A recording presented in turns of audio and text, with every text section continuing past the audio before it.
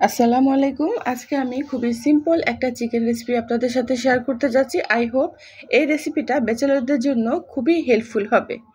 ১ চা চামচ আদা রসুন, হাফ চা চামচ হলুদ গুঁড়া এবং হাফ চা চামচ লবণ দিয়ে আমি চিকেনটা মেরিনেট করে রেখেছিলাম।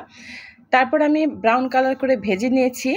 ২টা পেঁয়াজ এবং হাফ চা চামচ ধনিয়া, ১ চা চামচ জিরা একসাথে পেস্ট করে নিয়েছি, সেটা আমি দিয়ে দিলাম এবং ১ চা চামচ আদা রসুন পেস্ট এবং ১ চা চামচ হলুদ গুঁড়া, ১ চা চামচ মরিচ গুঁড়া দিয়ে ভালো করে আমি মশলাটা কষিয়ে নিব। কষানোর পর আমি ১ চা চামচ গরম মশলা দিয়ে দিলাম। গরম মশলার গুঁড়া এটা ভেজে তারপর আমি গুঁড়া করে নিয়েছি।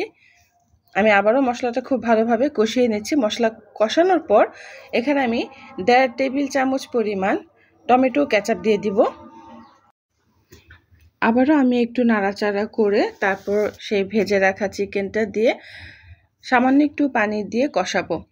কারণ যেহেতু এটা ফ্রাই করা চিকেন, এটাতে পানি উঠবে না, সেই কারণে মশলা পুড়ে যাওয়ার একটা সম্ভাবনা রয়েছে। সেজন্য আমি একটু পানি অ্যাড করব। পানি অ্যাড করে নেড়ে চেড়ে এটা ঢেকে দিব। এটা স্লো কুক হবে।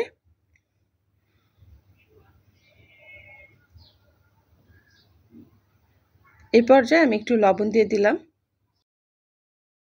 যেহেতু আমি এর আগে লবণ দিইনি, এখানে আমি হাফ চা চামচ লবণ অ্যাড করেছি। আর চিকেনে আমি মেরিনেশনের সময় যেহেতু হাফ চা চামচ লবণ দিয়েছিলাম, মশলার জন্য এখন আমি হাফ চা চামচ লবণ অ্যাড করেছি।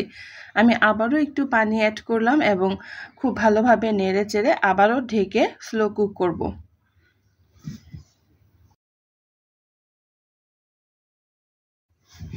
আবারও আমি হাফ কাপ পরিমাণ পানি অ্যাড করলাম। এর আগে হাফ কাপ পানি অ্যাড করেছিলাম, এখন আবার হাফ কাপ পানি অ্যাড করলাম। টোটাল ১ কাপ পানি আমি এখানে অ্যাড করেছি। অলমোস্ট ডান আমার চিকেন রেসিপিটা। ভাত এবং পরোটার সাথে সার্ভ করা যাবে।